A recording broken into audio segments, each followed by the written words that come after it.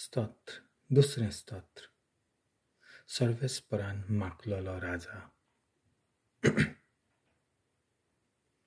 राष्ट्रां कित्याक चालवतात? कित्याक ह्यो पोरजा बेश्ट्यो कुणकुणटात? सर्वेस्पराचेर आनी ताणें माखलोल्याचेर प्रितुमेचे राजा उप्रासतात, कुंवोर गुडमेल करतात. याद रे, आमकां घातलोल्यो सांकली तोडुया, ताचें जूम मोडून उडोवया. सर्गार शिंवासनार बसून आसा तो तांकां आसता. सर्वेस्पोर तांच्यो केण्ण्यो करता. मागीर रागा बोरीत जावन तो तांकां धोपकायता. ताचो क्रोध पेट्टा आनी ते कांपतात. सियोन म्हज्या पवित्र पर्वतार हांवेंच म्हज्या राजाक माखला. सर्वेस्पराचो निर्णय हांव परगटतलों.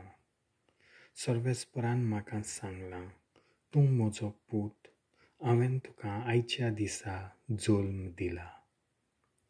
फकत माग आनी हांव तुका राष्ट्रां तुजें दायज करून दितलों. शेकान शेक सगली प्रिथूम तुजे आदीन करतलों. लोखंडाचे बेटकाट्येन तूं तांची पदवी मोडटलोय.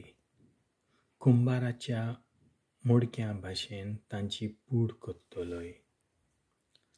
आतां राजानो, समजून घेयात, संवसाराच्या राजकारभाऱ्यानो, चोत्रायेन चलात, सर्वेस्पराची सेवा करात, ताचें भेम धरात आनी थरथरून ताका पांयां पडात. नाजाल्यार ताचो क्रोध चडून तुमी मरशात, कारण ताचो राग सटकन पेट्टा. ताका शरणां येतात तीं सगळीं सुभागी.